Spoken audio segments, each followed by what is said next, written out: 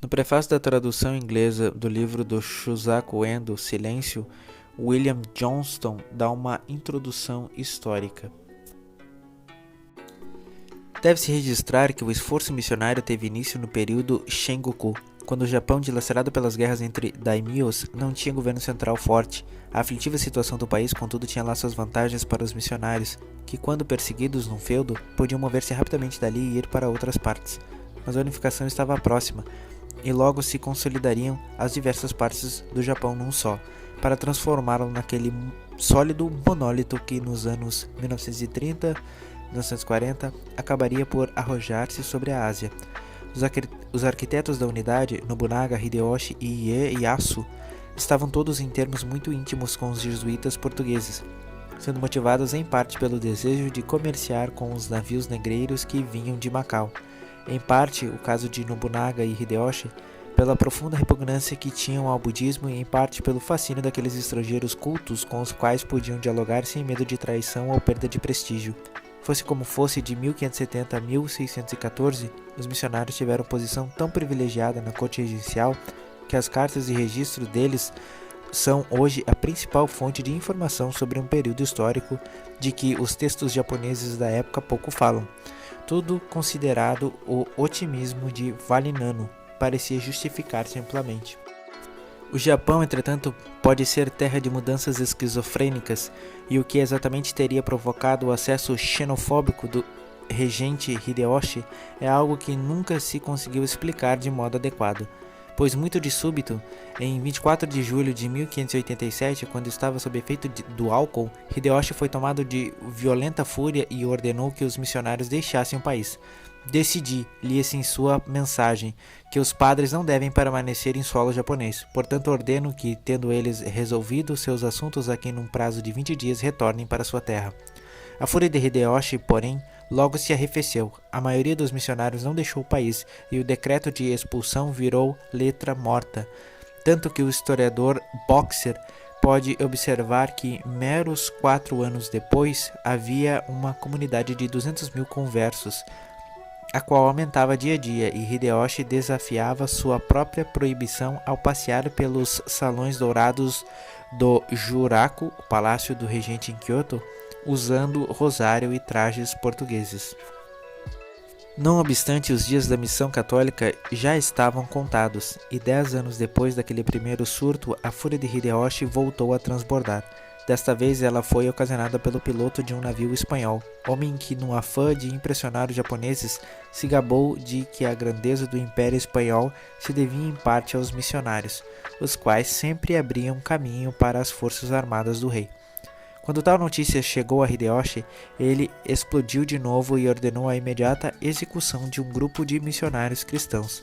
Assim, 26 deles, japoneses e europeus, foram crucificados numa fria manhã de inverno, em fevereiro de 1587, hoje não muito longe da estação ferroviária de Nagasaki. Ergue-se um monumento para marcar o lugar onde eles morreram.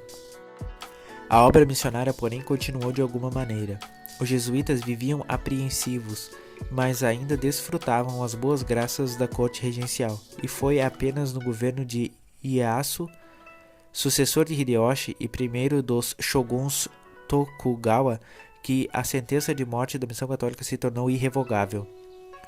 Ieyasu, desde o início, não se mostrara lá muito amistoso para com o cristianismo, embora tolerasse os missionários por causa do comércio de seda com Macau. Mas as coisas estavam mudando, pois os ingleses e holandeses haviam chegado ao Japão. Também não demorou para que o papel de intérprete e confidente se transferisse dos jesuítas portugueses para o piloto inglês Will Adams, o qual não perdeu tempo em assegurar ao shogun que muitos monarcas europeus não confiavam naqueles padres intrometidos e os expulsavam de seus reinos. Ieyasu demonstrou o maior interesse no conflito religioso que consumia a Europa, fazendo frequentes indagações aos ingleses e holandeses sobre aquilo. Simultaneamente, a apreensão do shogun aumentava à medida que ele observava a obediência cega que seus súditos cristãos votavam àqueles mentores estrangeiros. Por fim de 1614, promulgou-se o Edito de Expulsão, declarando que o bando dos Kirishitan veio para o Japão, ansiando por disseminar uma lei pérfida, destruir a verdadeira doutrina e apossar-se do país. Esse é o germe de um grande desastre e precisa ser esmagado. Foi o golpe de morte. Veio numa época em que havia cerca de 300 mil cristãos no Japão, cuja população total era de cerca de 20 milhões de pessoas. Mas os colégios, seminários e hospitais e o crescente clero nativo, seria difícil, se não impossível, escreve Boxer, achar outro país pagão extremamente civilizado em que o cristianismo tenha deixado tal marca, não apenas em números, mas também em influência. E mesmo então, uma desesperada obra missionária clandestina foi mantida viva até que, sob os sucessores de Ieyasu, a caça aos fiéis e sacerdotes cristãos se tornou tão sistematicamente cruel que varreu todo e qualquer vestígio visível de cristianismo. Especialmente feroz foi o terceiro Tokugawa, o neurótico Shogun Iemitsu. Nem a infame brutalidade dos métodos que empregou para exterminar os cristãos, nem a heróica firmeza dos que sofreram com isso foram alguma vez superadas na longa e dolorosa história dos martírios. De início, a forma mais comum de execução era a fogueira, e o inglês Richard Cox descreveu ter visto 55 pessoas de todas as idades e ambos os sexos serem queimadas vivas no leito seco do rio Kamo, em Kyoto, outubro de 1619, e entre elas havia criancinhas de 5 ou 6 anos nos braços das mães. Essa gente gritava que Jesus receba suas almas. De fato, as execuções começaram a ter algo de espetáculo religioso, um dos quais Boxer descreve da seguinte maneira: o suplício foi testemunhado por 150 mil pessoas, segundo alguns autores, ou 30 mil, segundo outros cronistas, os quais com toda probabilidade são mais confiáveis.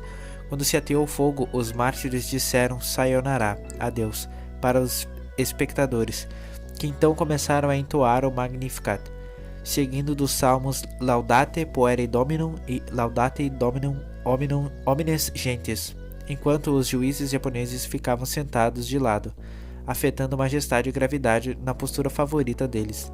Dado que chovera muito na noite anterior, os feixes de galhos estavam molhados e a madeira queimou devagar. Mas por todo o tempo que durou o martírio, os espectadores continuaram a entoar hinos e cânticos. Quando a morte pôs fim ao sofrimento das vítimas, a multidão cantou o Te Deum Laudamus. Mas o shogunato Tokugawa não demorou a ver que tal martírio glorioso, como se referiria o Luiz Frois, deixava de atender ao objetivo desejado, e pouco a pouco a morte se viu precedida da tortura, num esforço extraordinário para fazer os mártires apostatarem. Entre essas torturas estavam o Ana-tsurushi, o suplício do poço, que logo se tornaria o modo mais eficaz de levar à apostasia. A vítima era toda amarrada, bem apertado, até a altura do peito. Uma das mãos ficava livre para que pudesse dar o sinal de abjuração.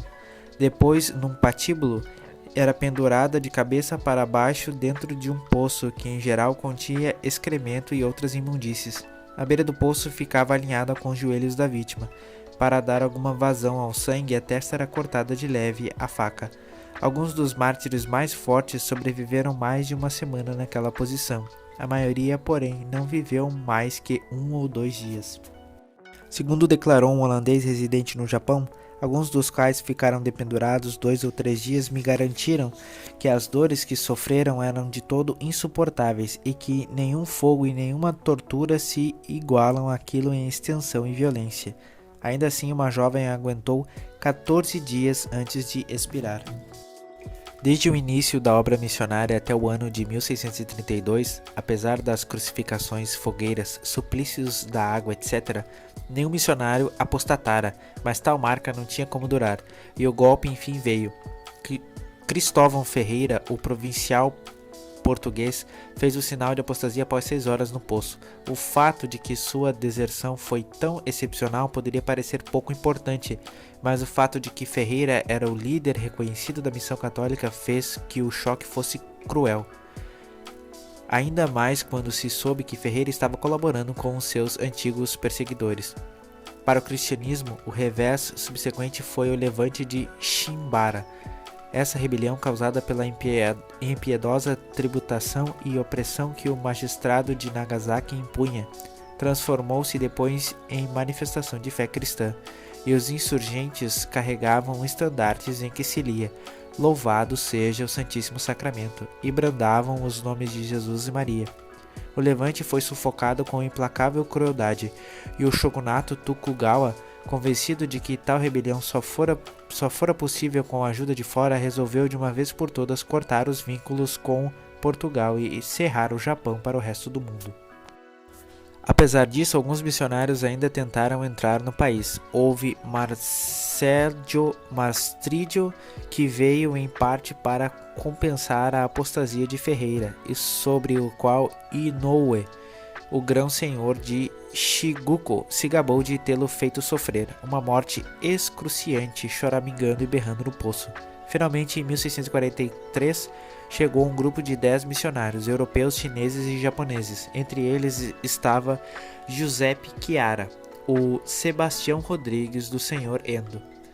Depressa capturados, todos apostataram depois de longas e terríveis torturas. Muito embora a maior parte deles, ou talvez todos, viesse a renegar a apostasia, mesmo as testemunhas holandesas eram levadas à compaixão ante o medonho estado de seus rivais papistas, que inspiravam imenso dó, com os olhos e bochechas estranhamente caídos, as mãos enegrecidas e arroxeadas e o corpo inteiro tristemente seviciado e macerado pela tortura. Esses homens, ainda que houvessem apostatado da fé, depois declararam publicamente aos intérpretes que não o tinham feito de livre e espontânea vontade, e que isto sim, os insuportáveis tormentos que lhes haviam sido infligidos, os obrigaram àquilo. Chiara morreu cerca de 40 anos depois da apostasia, declarando-se ainda cristão. Quanto a Cristóvão Ferreira, não se sabe muito de sua vida e morte subsequente. O túmulo dele ainda pode ser visto num templo de Nagasaki, mas os registros de seu sepultamento foram queimados no Holocausto Atômico de 1945. Em Macau, marinheiros chineses afirmaram que Ferreira renegara a apostasia antes do fim, tendo uma morte de mártir no mesmo poço que antes o derrotara. Mas os residentes holandeses no Japão não dizem nada sobre isso, de maneira que a morte de Ferreira, ainda como grande parte de sua vida, permanecerá forçosamente um mistério eterno. As raízes do cristianismo, todavia, tinham se fixado fundo demais para que fosse possível erradicá-las. Afora os mártires, calcula-se que eles tenham sido 5.000 ou 6.000 só no período de 1614 a 1640. Milhares de criptocristãos conservaram a fé, por meio da organização secreta que o Sr. Endo descreve no romance. Transmitia-se a fé, ministrava-se o batismo, ensinava-se o catecismo. É claro, os criptocristãos se registravam nos respectivos templos budistas, cumpriam a ordem de pisar na imagem sagrada, e hoje, no Museu Ueno, em Tóquio, ainda podemos ver aquelas fumi-e, que ficaram gastas e brilhantes de tanto serem pisadas pelas centenas de pés que, sentindo dorsura pesada, para usarmos a frase do Sr. Endo, espezinharam alguém que seus corações amavam. Igualmente, preservada foi a tradição de que os padres retornariam, e em 1865, quando o Japão voltou a abrir-se para o mundo, os criptocristãos saíram do esconderijo, perguntando pela imagem de Santa Maria, falando do Natal e da Quaresma, recordando o celibato sacerdotal. Ainda há milhares deles lá em Nagasaki e nas ilhas ao largo, aferrando-se tenazmente a uma fé que séculos de implacável vigilância não conseguiram erradicar. Alguns desses cristãos se reuniram à Igreja Global, outros não. Nas preces permaneceram rudimentos de latim e do português antigo. Tais Kirishitan preservam pedaços das batinas, rosários e açoites de autoflagelação que pertenceram aos padres, e mantêm a devoção a Nossa Senhora, e foi enquanto vivia entre eles que Shusaku Endo escreveu Silêncio. Então é isso, pessoal. Apesar do livro ser Silêncio, do Shusaku Endo ser um livro de ficção, Eu vi que tinha essa introdução ambientando a história que é tratada no livro, que é de fato o histórico mesmo, baseado em uma fonte que até posso dizer que tá bem certo isso que eu li para vocês, porque é o que tá mais ou menos na carta do Luiz Frois. Eu não li toda a carta, mas o começo já é bastante do que eu já li aqui hoje. Mas eu vou demorar muito para traduzir ela, então por enquanto sobre a perseguição japonesa eu trouxe perseguição japonesa aos católicos, eu trouxe aí essa introduçãozinha que tem no livro do Shusaku Eno. Lembrando, o livro é uma ficção, mas a introdução é assim, histórica mesmo. É isso, quem quiser ajudar, deixa tem um pix aí na descrição. E é isso, falou, tchau.